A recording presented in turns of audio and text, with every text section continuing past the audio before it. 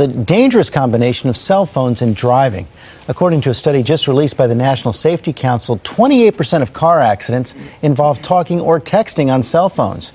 And a new organization modeled after Mothers Against Drunk Driving is now fighting for cell-free driving. Yunji Denise has more.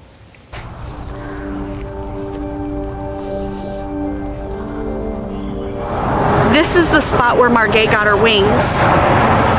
Elissa Schee's daughter Margay was just 13 years old when the driver of a tractor trailer hit her school bus and in an instant took her life.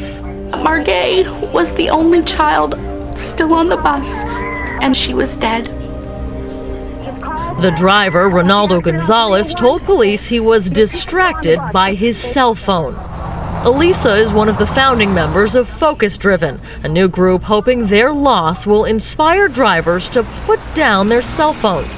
I am asking all of you to give up something that you probably do several times every day. Oprah is giving a face to the 6,000 people who lost their lives to distracted driving last year. How did you feel when you realized that you had killed 2 people? Felt terrible. Talking and texting isn't just distracting to drivers, it can also be dangerous when hitting the pavement. Last year, more than 1,000 distracted pedestrians ended up in the ER. We spotted plenty of pedestrians in downtown Washington, D.C. glued to their phones. This woman gave a quick glance, then headed into the crosswalk texting, even though the light was still green to oncoming cars. Do you ever worry that you could get, hit by a car? Sometimes, yeah. This texter was almost run over by this white Jeep. There you are, and you're just texting away. The car goes right by. You barely notice it. You could have gotten hit by that car. What goes through your mind when you see that? I don't want to think about it. Elissa doesn't have that luxury. She thinks about Margay every day. She had a smile for everybody. She just radiated goodness.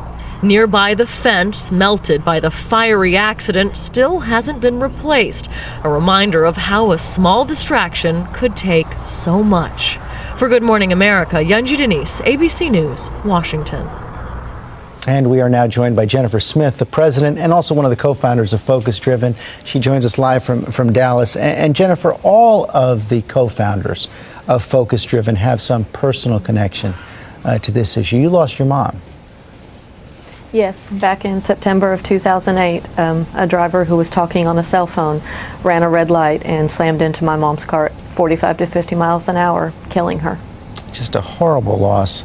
And these stories like yours are so shattering, and the statistics are so compelling. You talk on a cell phone, you're 4 times more likely to have a crash. You text, you're 8 times more likely to have a crash. 6,000 people died last year. How do you explain why we keep on doing it? I think we're addicted. It came about so quick. We started doing it and we didn't think about how dangerous it could be, and now we're just so addicted. And a lot of us think, oh, I'm fine, but everyone else is the ones that are bad at it. And our brains just can't handle it. We can't do that. I think you're exactly right. So how is Focus Driven fighting this addiction?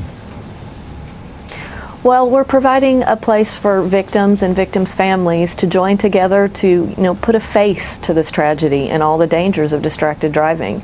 The statistics and the numbers can only do so much. Once people see that these are real families and real lives being taken, that's when the laws are going to change and the behaviors are going to change. So we just want to help those families put a face to their lost loved ones. And like you say, we have to take personal responsibility as well. Not only those of us who are making the calls, but also those of us getting them.